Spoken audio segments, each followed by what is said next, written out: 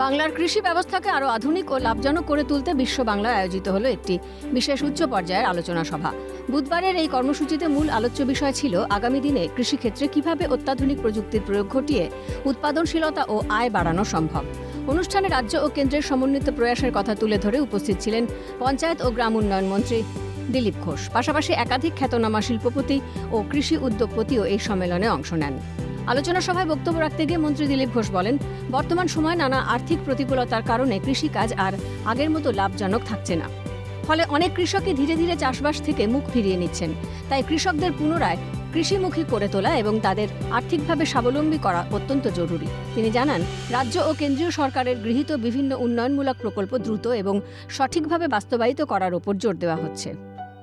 কৃষককে যদি কৃষিমুখী করতে হয় তাহলে আমাদেরকে আধুনিক ব্যবস্থা নিতে হবে। সরকার যে প্রকল্প দিয়েছে সেগুলো লাগু করতে হবে এবং আপনারা যে সমস্ত সংস্থা চালাচ্ছেন যার মাধ্যমে কৃষককে স্বাবলম্বী করার চেষ্টা করছেন তাদেরকে কাজ করার সুযোগ দিতে হবে।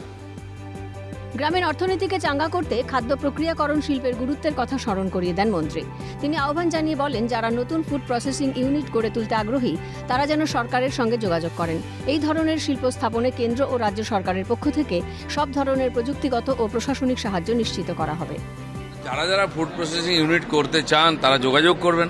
আগে যে রাজ্য সরকার ছিল তারা এটাকে এনকারেজ করতো না। আমরা সমস্ত ধরনের কেন্দ্র সরকারের যে এখানে প্রকল্প আছে, রাজ্য সরকারও এভাবে সাহায্য করবে, প্রশাসনিকভাবে সাহায্য করব, জমি পাওয়া থেকে আরম্ভ করে সব রকমের সাহায্য আমরা করব।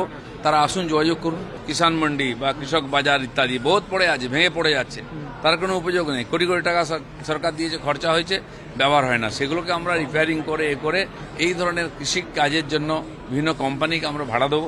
তারা যারা ইচ্ছুক আছেন যোগাযোগ করুন, তারা এটা লিজ নিয়ে করতে পারেন। পশ্চিমবঙ্গ একটি কৃষি নির্ভর রাজ্য।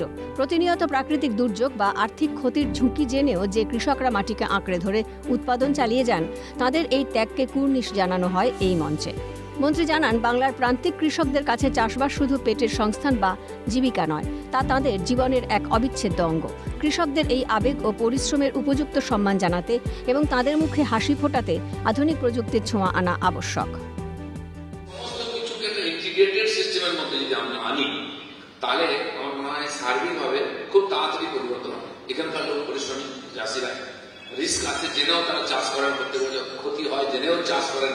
চাষটা খালি ব্যবসা নয়, চাষটা তাদের জীবনের একটা অঙ্গ। তারা জমি বিক্রি করতে চান, জমিকে নিজের মায়ের মতো মনে করেন, জমিকে জীবনের অঙ্গ মনে করেন। যেমন আমরা বাড়িতে পশুপালন করি, গরু ইত্যাদি, তাকে পরিবারের অঙ্গ মনে করি, সেরকম জমিকে আমরা সেরকম আমাদের জীবনের অঙ্গ মনে করি।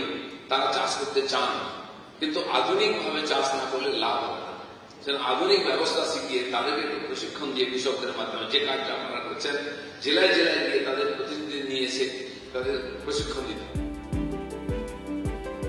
বিশ্ব বাংলার এই আলোচনা সভা রাজ্য জুড়ে কৃষি বিপ্লব ও শিল্পপতিদের বিনিয়োগকে উৎসাহিত করার ক্ষেত্রে একটি অত্যন্ত তাৎপর্যপূর্ণ ও ফলপ্রসূ পদক্ষেপ বলেই মনে করছে সংশ্লিষ্ট মহল। ক্যামেরায় জ্যাকি সিং এর সঙ্গে রেশমি দাসের রিপোর্ট, ক্যালকাটা নিউজ।